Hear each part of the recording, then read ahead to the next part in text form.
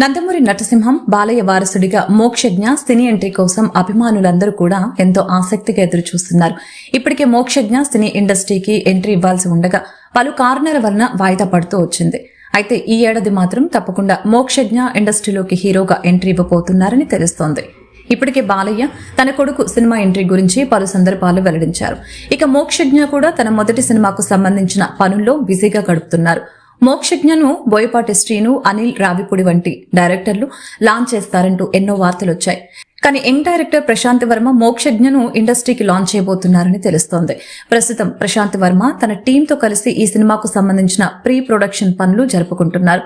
ఇక త్వరలోనే మోక్షజ్ఞ సినిమా ప్రకటన కూడా రాబోతుందని తెలుస్తోంది.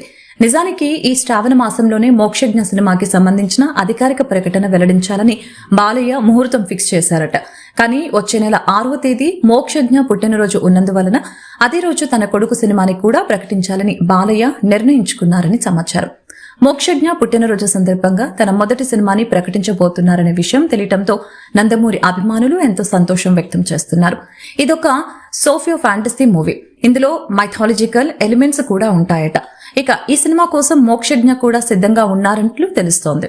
ఇక ఈ సినిమాలో హీరోయిన్ గా బాలీవుడ్ నటి తెలుగులోకి ఎంట్రీ ఇవ్వబోతున్నారంటూ వార్తలు వచ్చాయి. ఈ సినిమాలో మోక్షజ్ఞకి జోడీగా శ్రీలీల హీరోయిన్ గా నటిస్తుందని వార్తలు వచ్చినప్పటికీ ఈ వార్తలో నిజం లేదని దివంగత నటి శ్రీదేవి చిన్న కుమార్తె ఖుషీ కపూర్ ఈ సినిమాలో హీరోయిన్ గా నటించబోతున్నారని వార్తలు వచ్చాయి.